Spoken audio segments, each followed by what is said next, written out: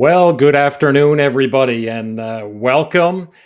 Trust you're having a good day. And I first of all want to say thank you very much for taking the time out of your busy schedule to be with us today. It's always exciting to come to you and share some insights. And particularly today, we're going to talk quite a bit about marketing. How do you market yourself?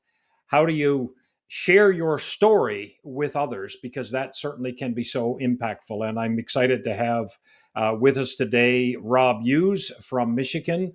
I am going to, before that, let you know about our upcoming event, our regional events that are taking place across the country. So in Langley on May 7th, in Calgary on May 9th, and in Toronto on May 16th. And I'm going to ask you and challenge you to register for that event. And we're going to get a bit of a taste today. And many of you have been to our regional events before, and it's exciting to come together face to face. And we look forward to that opportunity. Today, we're not face to face. So I'm going to encourage you to say hello in our chat today.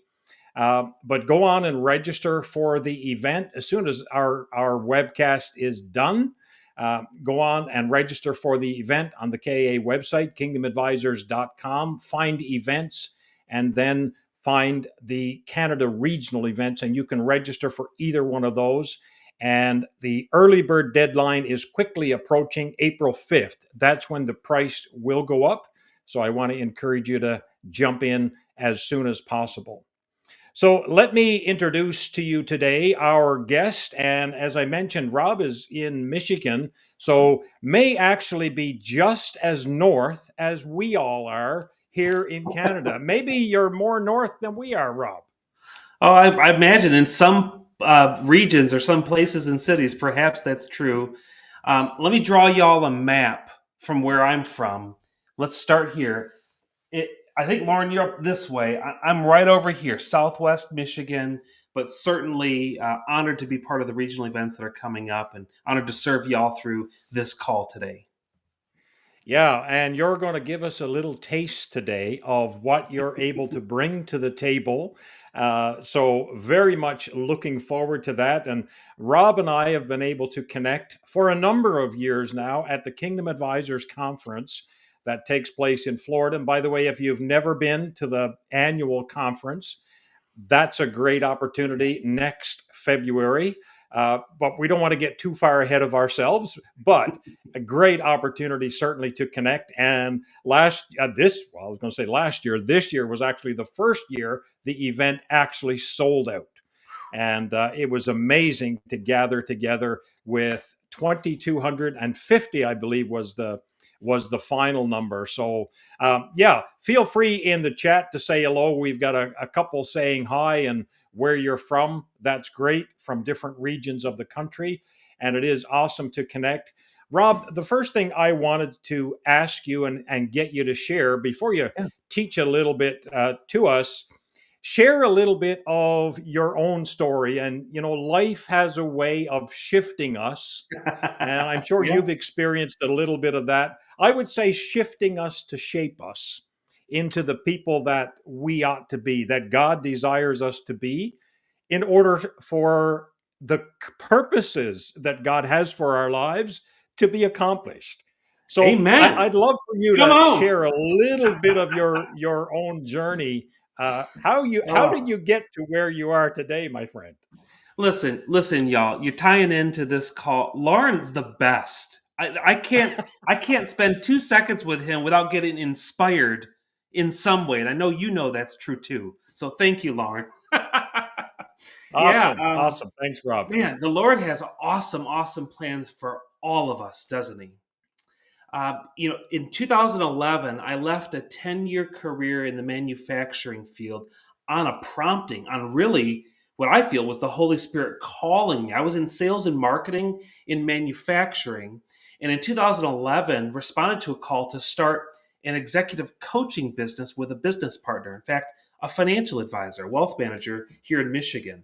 So I wasn't the Dave Ramsey. He was the Dave Ramsey of our brand, but what I was the sales and the marketing arm.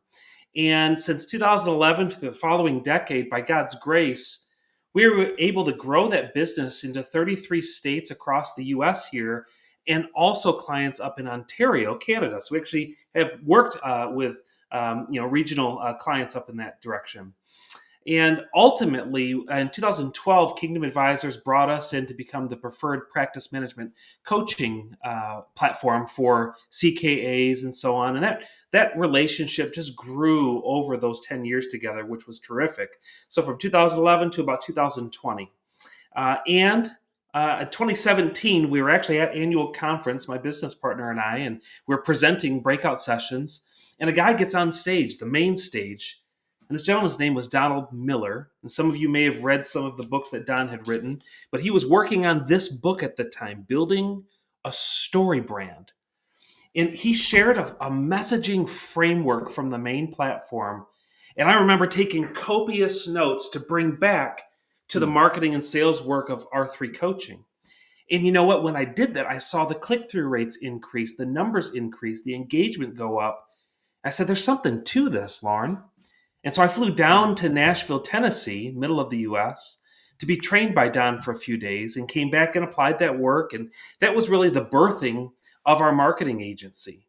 And so out of that, I created a parallel track. I still had the executive coaching and practice management coaching program that we had built over the previous several years, but in conjunction had created a marketing agency, Hughes Integrated, that sought to serve and help businesses around North America implement the clarity of the Story Brand 7 framework.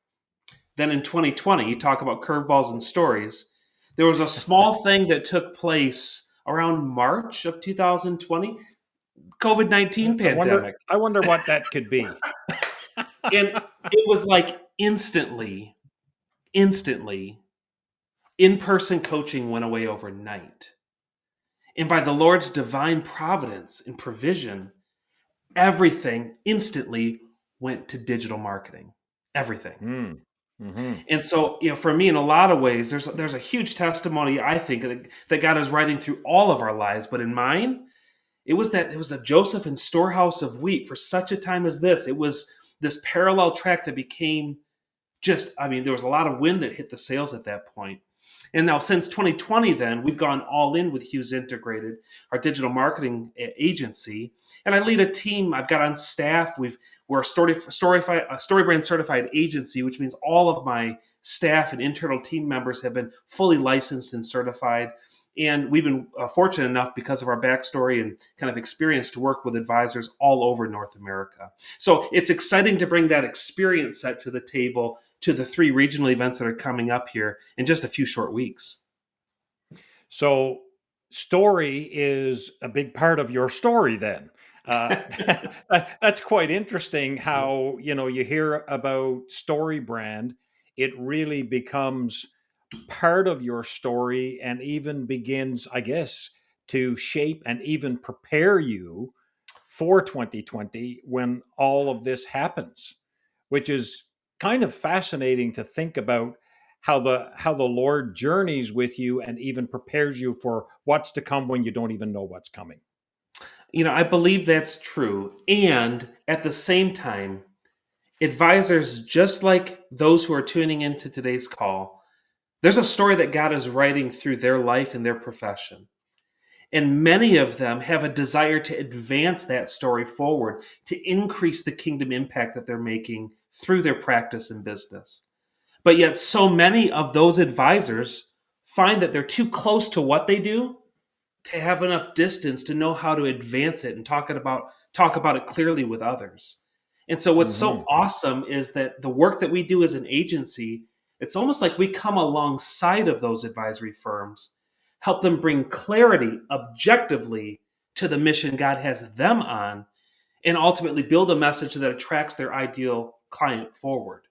So really, upcoming at the regional events, we're going to be workshopping this and going through it, y'all, of actually how do you build an actual message that attracts your ideal client forward? How do you leverage your story in such a way that your clients see themselves Mm. in it and want to be drawn forward toward it? There's a whole recipe and psychology that goes into this, and I can't wait to share it with y'all. That is excellent. And by the way, Rob, I'm seeing on the chat we have connections from BC, Saskatchewan. Where else do we have? Ontario. A couple from Regina, Halifax, Nova Scotia. So we're touching different regions of our country today, and I'm going to give you an opportunity in a little bit just to teach us just a bit, uh, so we can get a foretaste of what's to come in May. Put it that way. But one of the questions, it's interesting because I think for everybody on this call, faith is part of our story. Yeah. So I'm curious, some of your comment around what role does faith play in how you market yourself, Mm. even as a Christian advisor? So, because faith Ooh. is a significant part of our lives, and we just got Edmonton, Alberta chiming in. So we've got multiple provinces here, Rob. By the way, anybody who has questions as Rob is commenting, and as he begins to teach, please add it into the chat and we'll get to those questions as we go. But Rob, Mhm. yeah, just a thought on faith and marketing. How do they both tie together? Uh, Fair question. Fair. I've got thoughts, as you can imagine, on all of this. Probably some of the best advice that I can give to somebody who's wrestling like faith in marketing, faith in business. Do not fit. Let's see. I want to make sure I say the order of this correctly. Watch carefully. We don't fit our faith into our business, but rather fit your business into your faith. Mm, very Which good. comes first? Because if the whole thing of anything, you talk about client conversations, client service, service offerings, firms that you align yourself with, there's a whole wide variety of factors that lead to economic outcomes for your business. Marketing is Mm, just one of those. And if yeah. your motive is for greed or more, scripture's pretty clear on that. Can't serve two Hmm. masters, both God and money. So we got to make sure that the order is right first. But assuming if you're on this call that that is a true statement for you and that your allegiance to the kingdom of heaven is paramount and number one in your life, then I would direct you to like Matthew 25, parable of the talents. Because the master entrusted resources to three different examples here, right? I mean, if the Lord Hmm. has entrusted to you the calling, in fact, my belief is the high calling to being a kingdom advisor to advance God's kingdom through your profession. What can you do within your realm of influence and control to accelerate that impact? That to me is a matter of stewardship. That to me is a matter of kingdom ROI. And that's how I view marketing as a part of the conversation. So it isn't just about making more money, though that's a byproduct of doing many of the right things, certainly. But at the end of the day, it's about stewarding the profession that God has entrusted to your care. John 17:4 says, I have brought glory to you. Red words on your Bible says, I have brought Hmm. glory to you by completing the work you gave me to do.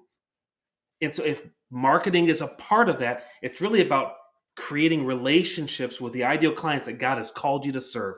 That is the why that sits behind marketing. And from my ethos, that's how that connects to faith. Does that help a Mm. little bit, Lauren? Very good. Honestly, Rob, I think that is worth the cost of admission right there. For anybody, Did they anybody pay who to be paid. on this call? Are they paying? No, but I was told whatever to they pay. paid, there is a cost Yeah, of time. There is yeah, a that's cost of true. time. That's true. So people Yeah, are willing to pay to be here. So that's yeah, awesome. yeah. But it's also my attempt at humor here, Rob. So work with me on it, would you? This is here's the real story, y'all. Lauren and I are dear friends, and so you put the two of us on a call like this, and you have no idea what's going to come out of either of us. We're going to have some fun though. So Yeah, yeah, and that's we great. definitely want to have a fun time together and learn from one another. And Yes, again, thanks for joining us on the call. And Rob, of I'm going to course, turn it over for you, and you can certainly feel free to share your screen, share a little bit with us. And again, just as a quick reminder, put the chat, any questions that arise as we go through, put it in the chat box. And Rob, when you're done, we'll come back and have a bit of a conversation here. So take it away for 10, 15 minutes or so. Okay. Well, let's teach you a decade worth of principles in the next 10 minutes. Get your notepads and pens out. We're going to go for it. So here we go, team. The reason that any of this exists is because we have an enormous problem in the marketplace today. And the problem is this: a lot of really talented financial professionals are actually wasting an enormous amount of time and money on ineffective marketing. And the reality is there's probably a career path that everybody on this call has been on. At some point when you said yes to this profession, there was an early stage of your business. Do you remember back when you'd kind of pick up the phone book and start dialing those original cold calls? Or maybe it was door knocking, but it's that initial stage of business when you say yes to the career. Now you're licensed. And at the early days, what happens? You say yes to anybody who wants to invest through you, don't you? No matter the size, no matter how big or how small, at the very, very beginning, the first stage of any new business, and quite frankly, whether or not you work for a firm or you have your own business, everybody on the call should be considering themselves as an independent business. You are you incorporated.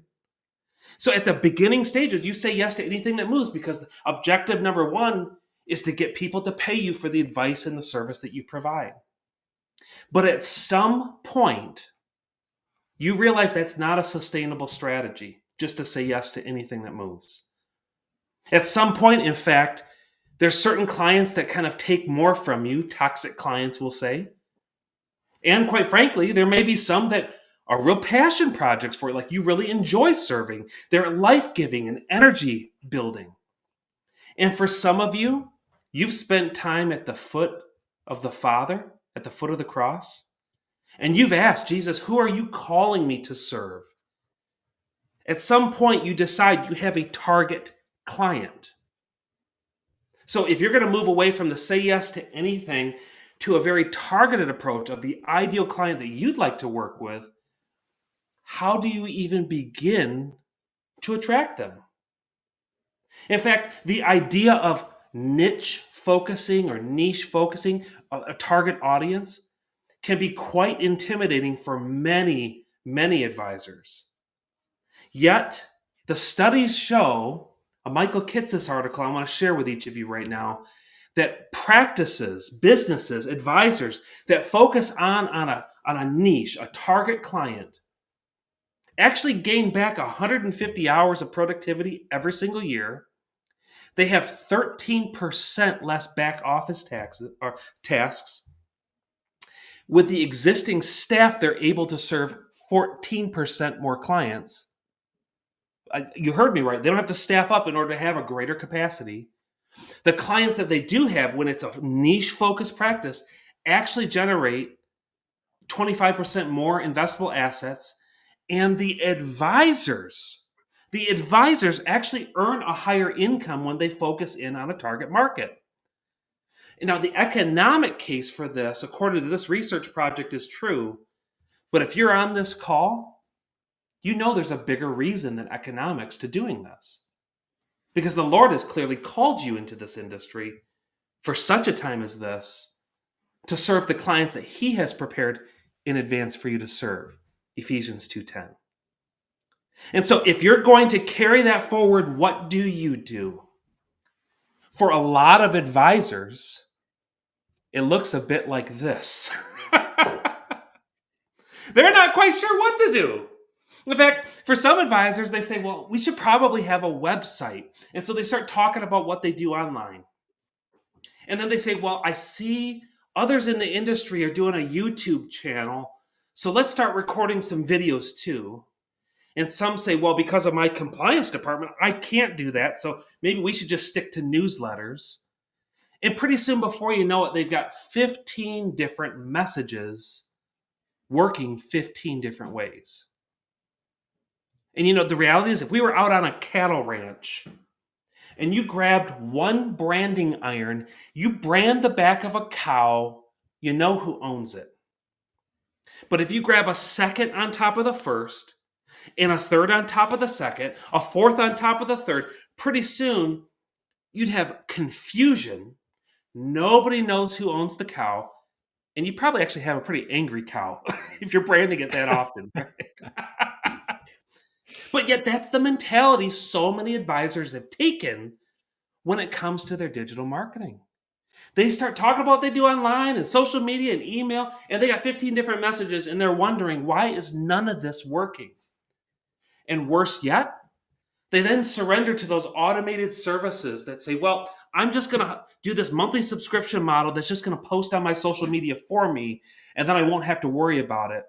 And when they go in and check on a monthly basis, they see that there's zero engagement, nobody's sharing it, no interactions, and at the end of the day, no new clients as a result. In fact, many advisors, sadly, throw a statement like this on the table. They give up. They say, you know what, marketing is flat out difficult. And they say, I've survived on referrals this long. That's just my lot in life, and I'm just going to surrender to that. But at the regional events that we're going to be hosting across the country, I'm going to teach you that marketing, in fact, is not difficult. My friends, marketing is a matter of relationship. Relationship. See, you've been building relationships your whole life. For some of you, you wear jewelry on one of your ring fingers. There was a time and a place where you didn't know the person on the other side of that piece. In fact, there was a time when you got to know that person and built trust with that person, all the way to the place of commitment with that person. That's true of any key relationship, including your clients.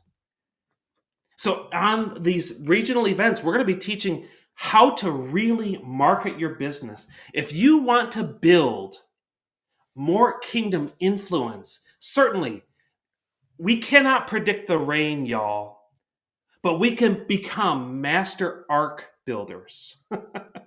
I'm not here to say that this recipe is a guarantee, but I am here to tell you it is an ark. It is a vehicle that successful CKAs and kingdom advisors are using to advance their mission forward. It's simple. The first is you've got to clarify your message. You've got to have a clear brand message. And the second is you need a system in place to reliably and systematically curate those relationships over time.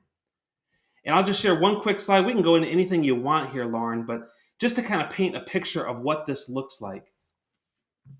As you're building relationship with your ideal audience, realize that there's various stages to that relationship.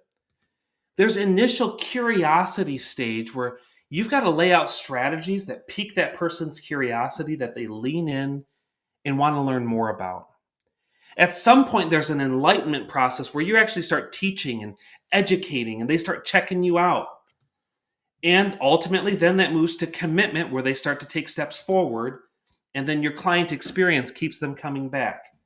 Now, a key thing to also realize as you're building this relationship with your audience is that if you just treat it as a linear step-by-step model, you're losing out.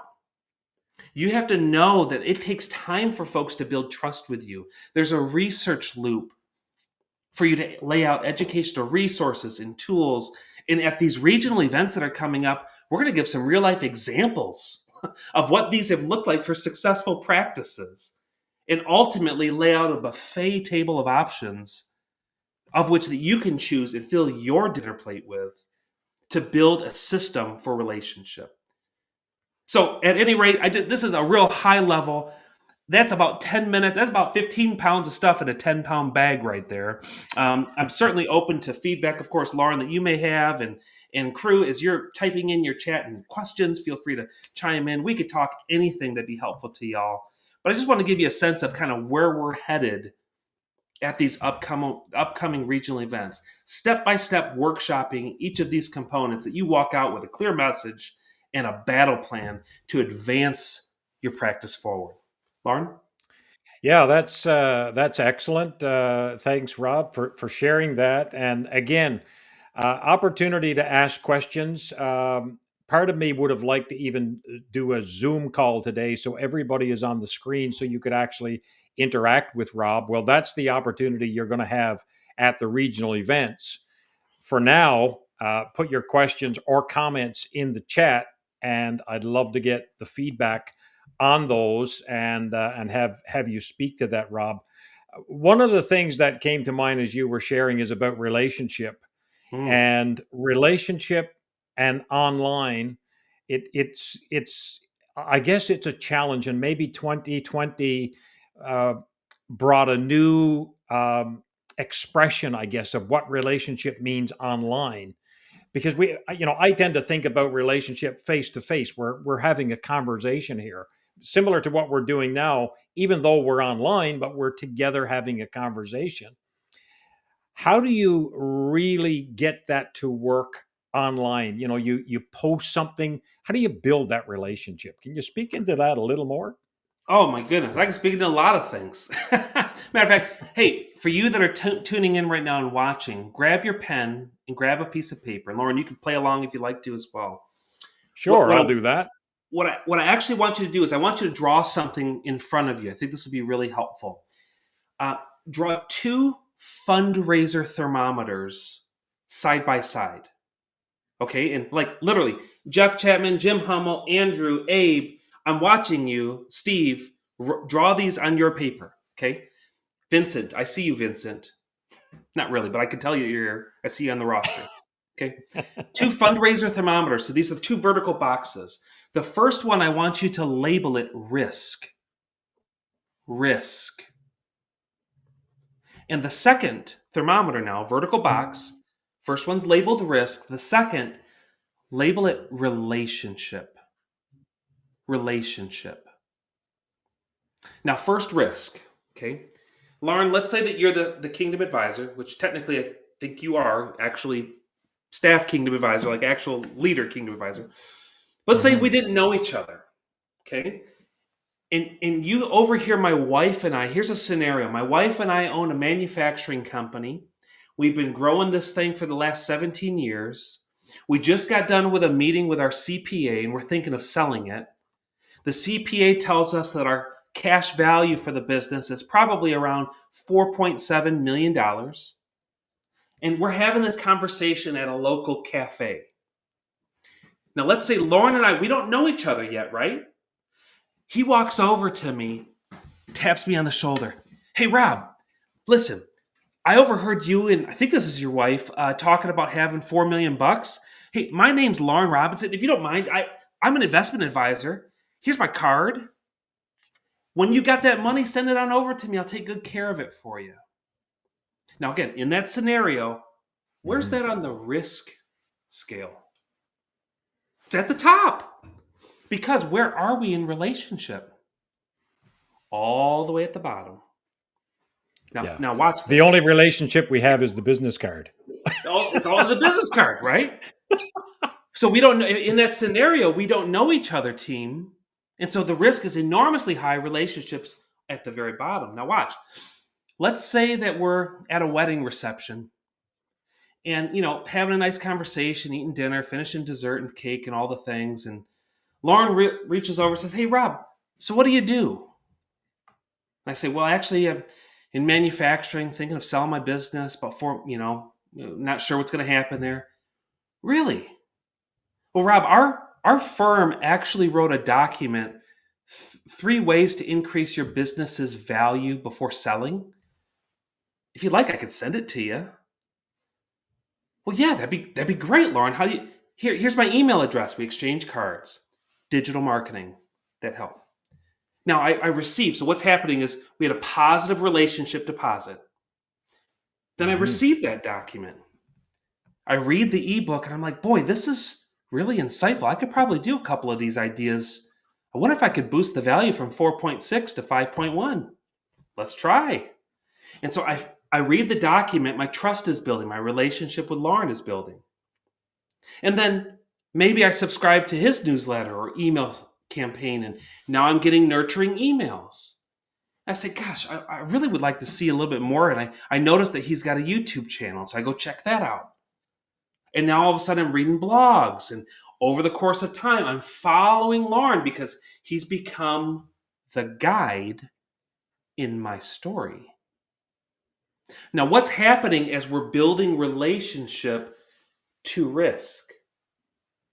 The more I begin to trust Lorne, the lower the risk becomes. The principle I want you to write down, if you're still taking notes and still with me, Jeff Chapman, I'm watching you, is this: relationship mitigates risk. Relationship mitigates risk.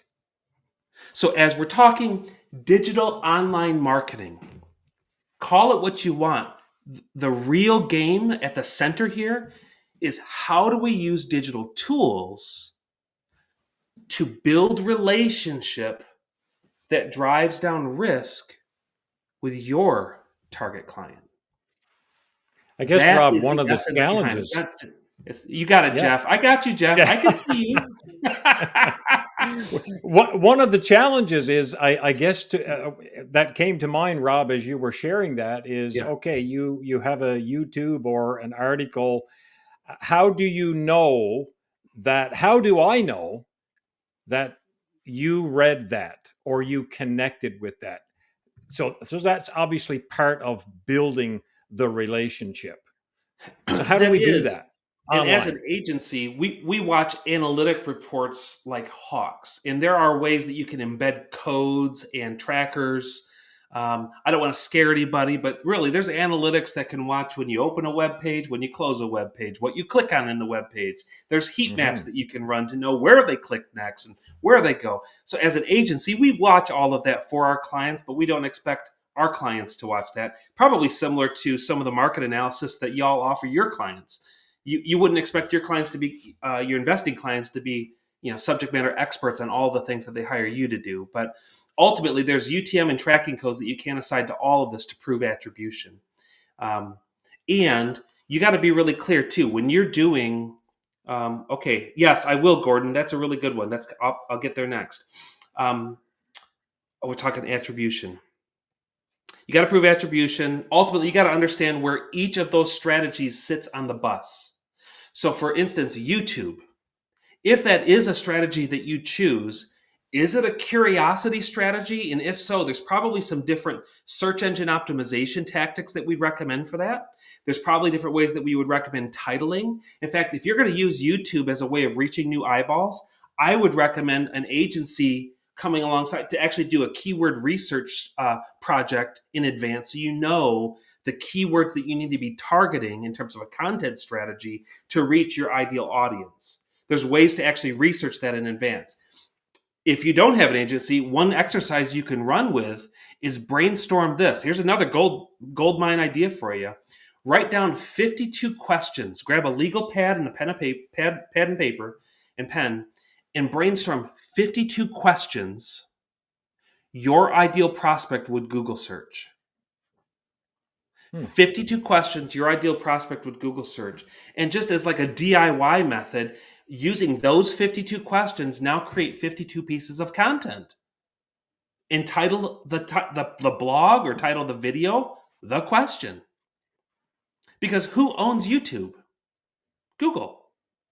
And so when people Google Hmm. search, YouTube has a possibility of ranking in that. And so again, if YouTube's a strategy, it fits as curiosity and or enlightenment. But your website might have a little bit of all of that. So you've got to understand, what are you asking each of these strategies to do on the client relationship journey. And so, like I said, at the regional events, we're going to show out a whole menu of ideas that you can kind of pick and choose from as you assemble kind of your strategy, because nobody can tell you who your ideal audience needs to be. That's between you and the Lord. But once you've got Hmm. that idea, maybe there's two or three personas. Maybe it's people with sudden wealth. Maybe it's widows, that are post, passing of their spouse, significant other. Maybe it's executives who are doing the business exit. Maybe it's purely just pre-retirees. Maybe it's college students that are getting their start off, on their career path. So that's what I'm saying. You got to choose who your target audience is and then build a strategy around that. Ultimately, with that relationship at the core, marketing isn't difficult. It's a matter of relationship and using tools to help advance that. Um, Very good. yeah. I was gonna just comment real quick. I guess 52 questions. It seems like a lot, but I'm guessing that's a strategic number. Well, 52 is kind of a peculiar number too, but I think everybody knows, 52 weeks in the year. Yeah, And the exactly. reason I prompted 52 is because now you also have a nurture strategy. The double bonus is you could email this out to your prospect list. Make it 26, make it 12. Hey, it could be 4. You Right. could do quarterly. I'm just saying if you push your mind to divergently think first, push yourself to think about 52 questions, and then pick the top 10 out of there and start there. Hmm. Hmm. But the idea is that you're putting yourself into the client journey. You're not using energy to convince people of the features and benefits of your service. You're starting with the questions they're already asking and positioning yourself as the guide in their story to help that story go well. See, that's probably the biggest aha moment is that it's actually not about you. It's not your story. It's your ideal client's story. And as long as you Mm. position yourself as the guide to that story going well, you'll help more of them win the day. Very good. Yeah. Very good. Just a reminder, add questions, comments in the chat box. We want to get to those because that's what makes this interesting. It's not just my questions, but it's your thoughts, Yeah. sharing what they are, and your questions so they can be addressed. So, Gord asked a great question about relationship building and avoiding manipulation because that's so easy when you get into relationships. So speak to that, Rob. It's so good. And that's what I'm saying. Like the stuff I'm sharing is just pure, it does work. Use it for good. That's why we began this conversation at the beginning of the call. Where's the real motive? Are you fitting marketing, or excuse me, are you fitting your business? Are you fitting your faith into your business, which might be Hmm. on the I'm going to solicit Christians to get more business? Is that your motive? Or are you fitting your business into your faith? Yeah. When your faith is the foundation, it's not a matter of getting more and manipulation. It's a matter of stewardship, the parable of the talents. It's a matter of saying, I want to make the biggest impact with the influence that you've entrusted to my care, Lord. So how do I build an ark? Only you can bring the rain, but what is the act of stewardship that the Lord is calling you to shore up your ark or your business? And for some, marketing is an afterthought. It's not a forethought. I would equate marketing to relationship building. So again, I think it's a matter of motives. Motives matter. Check your heart. The psalmist says, "Search my heart, O Lord. Reveal to me any impure motive." And if you're honest and you feel the Holy Spirit's conviction that manipulation might be a part of that, I'm not here to tell you that you're manipulative. I'm just saying you got to check your heart with that. And if you're feeling a little conviction, search Scripture. Ask the Lord to speak to you through that. But if your motive is pure, man, this is just yet another vehicle to advance His kingdom through the work He's given you to do. Very good. I think, Rob, that's probably why David prayed, "Search me, O God, and know my heart."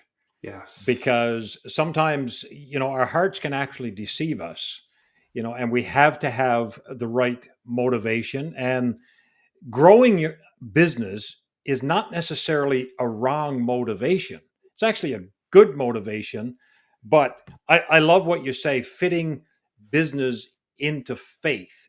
Like what's the making the right priorities around that, and once you figure that out, marketing that. So that's pretty powerful. You did start out with uh, not wasting money in Mm, marketing. And I think that's kind of everybody's fear is that I'm going to put all this money into marketing and get nothing back or very little back. I'm not even going to get the value of my money back. So mhm. how do we avoid wasting money in marketing? that a fair Well, question?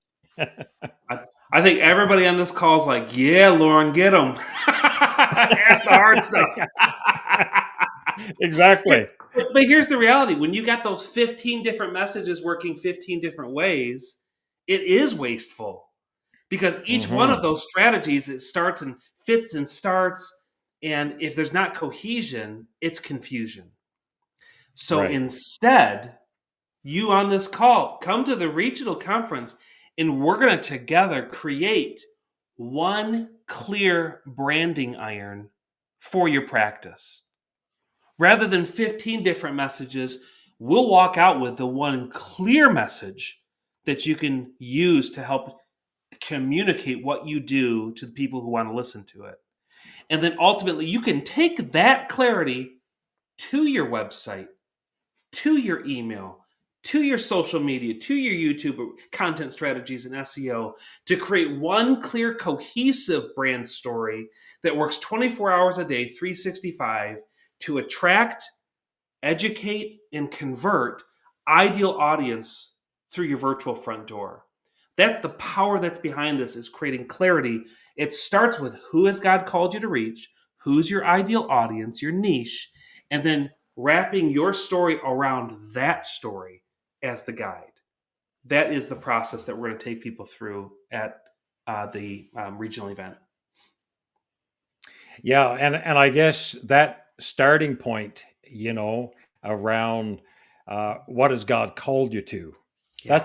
that's a big deal. Like that's an important piece, and finding your niche market. I guess you're going to help us a little bit with that, Rob, because there may be some on the call who are struggling. I know as an advisor myself for 24 years, I felt I was a generalist, and I would help whomever came into the door. I would do my best and I would call on a specialist if needed. But I was more of a generalist. So, what would you say to somebody in that situation? There's one Lorne. How many households can you serve at any given time?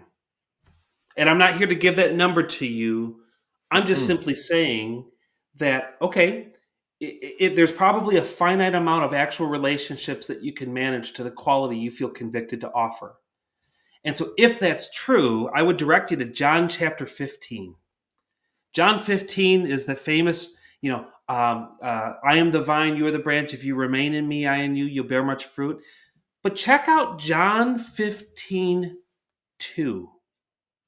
where it says, oh, wow, okay, we found some of these fun things in I don't I don't even know how these are happening, but I'm a guy that talks with his hands. John 15:2. John 15:2 says, even the good branches, red words, even the good branches are pruned, so what? Mm, So mm. that the vine becomes even more fruitful. So I'm not here to tell you that you have to pick a core audience. I'm not here to tell you. I mean, this is between you and the Lord. This is a matter of stewardship where we started. But if the Lord is calling you to make a deeper impact with a focused audience, the toolkit that we're going to share is going to be super super helpful.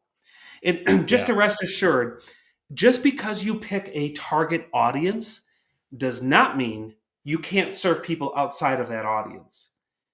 So what I'm trying to say is Hmm. picture like a bullseye with concentric rings.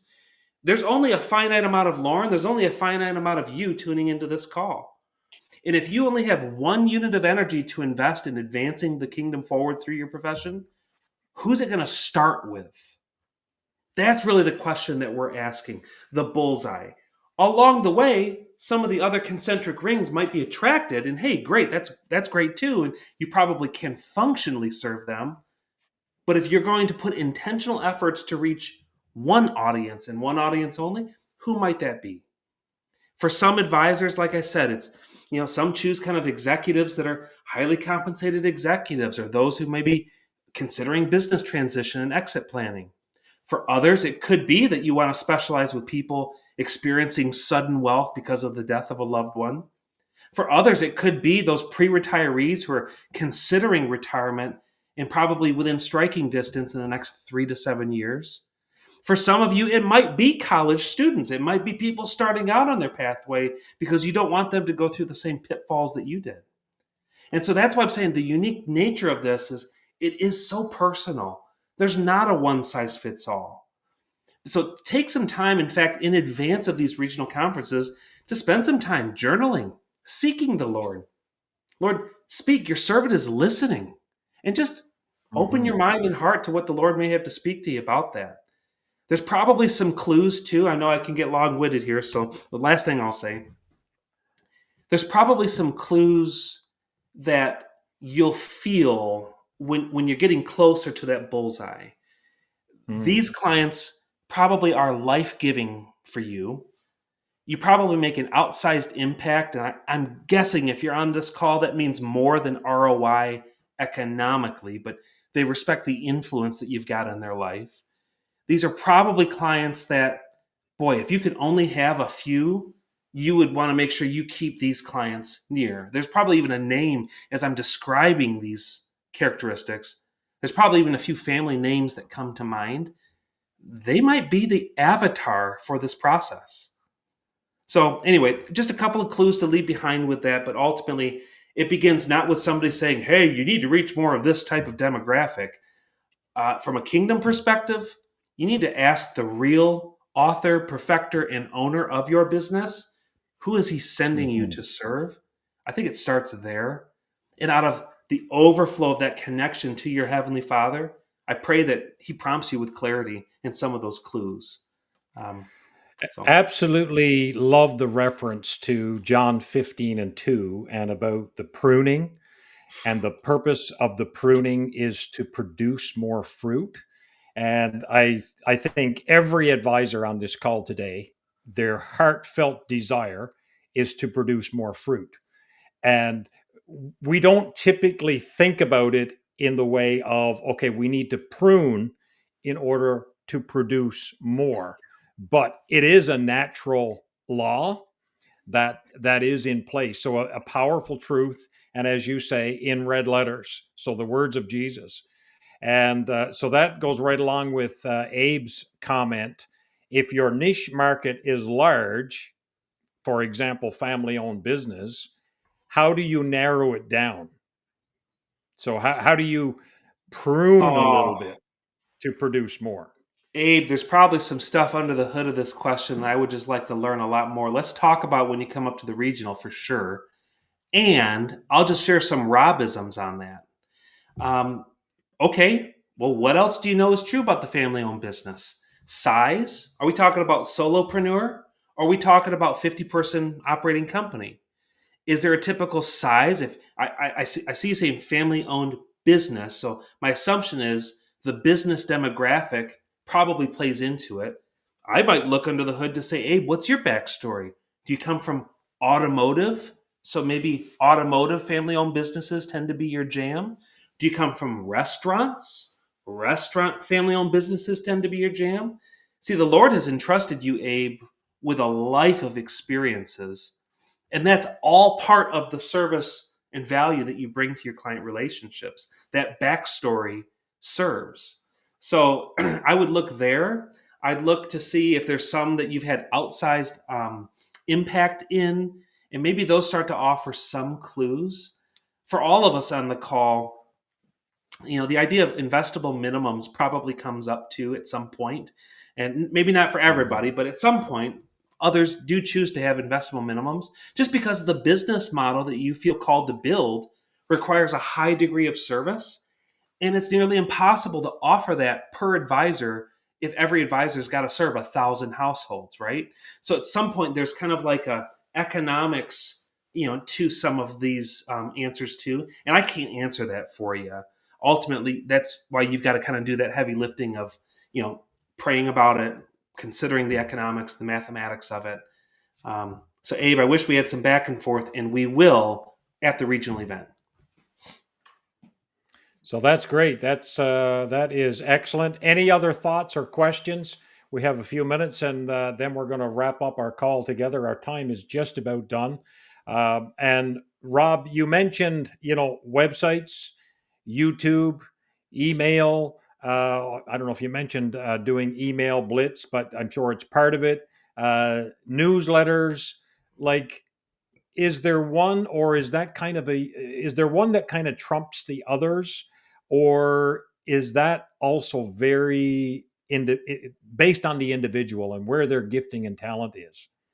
Like, what's the optimal? Yeah, the one that works. Do Yeah. that. Here's the reality, gang. There's no shortage of digital tools and strategies that Mm, one could employ to market their business forward.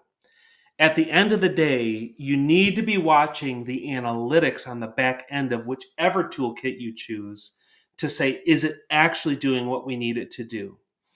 Um, just as one example, you might see social media platforms like Instagram or Facebook, or see people going on TikTok and some of these consumer facing and think, oh my gosh, do I need to be recording 30-second dancing videos? That's not my mm, jam. That's not where my clients hang out. Is Rob telling me I got to do that? No, I'm not.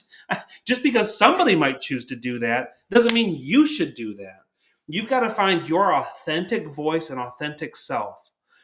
The key is that it's you scaled through digital tools.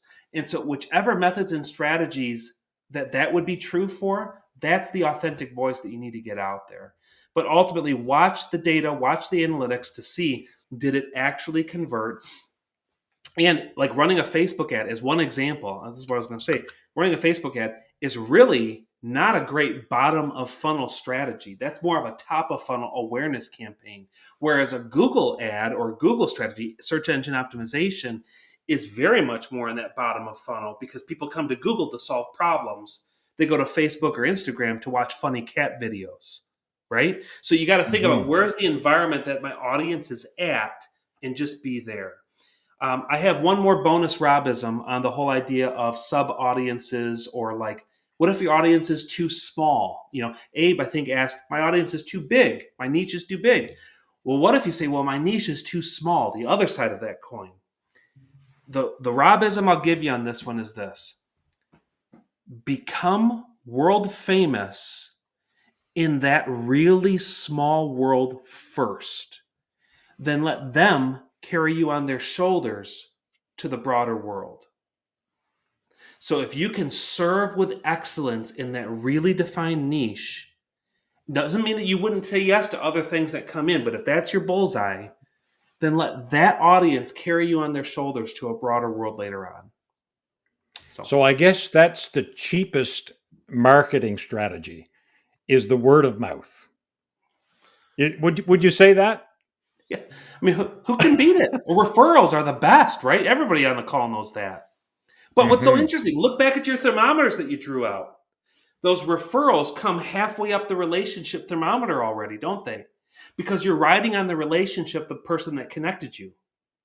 So that's what I'm saying. If Hmm. you start to focus upstream, where relationship is really, really low, what's a low risk call to action that you can ask that viewer to take? And when relationship is forming, what's a next step that's not as high of a risk, but a next step call to action? And when relationship is really growing, are you clear with what that next step is?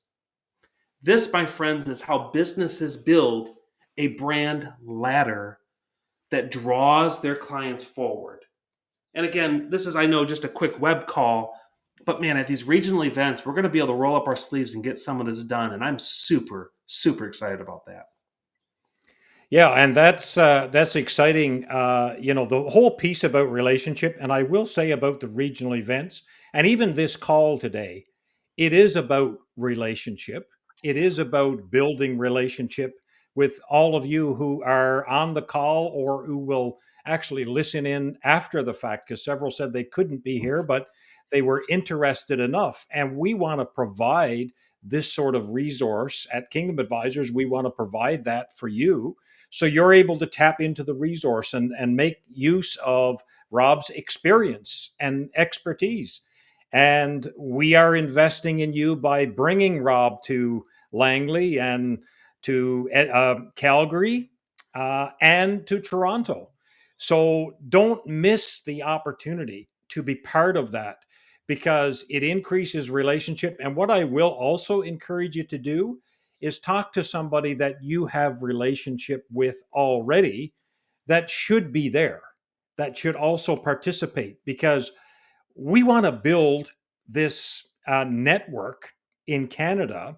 This is important. This is an important work because it's kingdom work.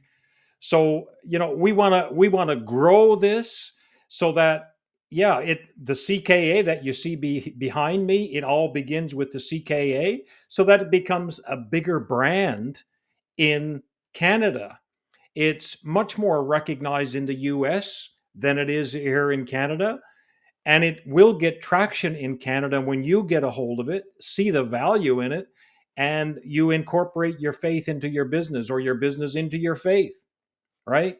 So that is absolutely powerful. Rob, any final words for us? If you're not registered, I'll put the link in the chat so you can get registered for the conference. And Vincent says, can't wait to see you in Toronto. So that is awesome. Final words, Rob, from you. Man, for the last 12 years of hanging around the Kingdom Advisor ecosystem and presenting at conference and just being a part of the CKA community.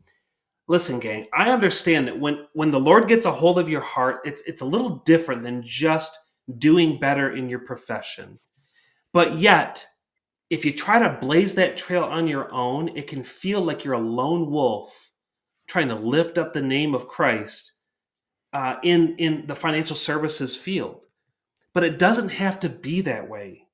Kingdom Advisors is the community, the premier community that brings aspects of from fund companies and community advisors like myself and others. They bring it together. They are the hubcap. So I pray that y'all look at these regional events like an accelerator for your business that's tying all of the necessary resources all under one roof in person and to build community there. I look forward to seeing y'all in just a few short weeks. We're going to have an absolute riot together. I'll see you then. Absolutely. Thanks so much, Rob, for investing in us today and carving the time out of your busy schedule. And I know it's busy to spend that. I mean, you're basically having to take a week out of your schedule to do the Western events, particularly because we're 2 days in between. So really, really appreciate your willingness to do that. And my prayer is that all of you on the call who are not registered will register. If you are registered, get somebody else to register to come along with you because I want this to be a great event and so that it builds into your life. And by the way, we are also having Jason Meyer come and speak. And for the first time ever in Canada, we're actually going to talk about investing based on your faith and having those options become available in Canada. So that's an exciting piece of what we're doing. And this is the first year I really felt comfortable in saying, okay, we need to go down that road. So Jason Meyer, who's from Eventide, is going to be with us. And Jonathan Lewis as well is traveling with me for this. And Jonathan, if you don't know, is an advisor in Halifax, Nova Scotia.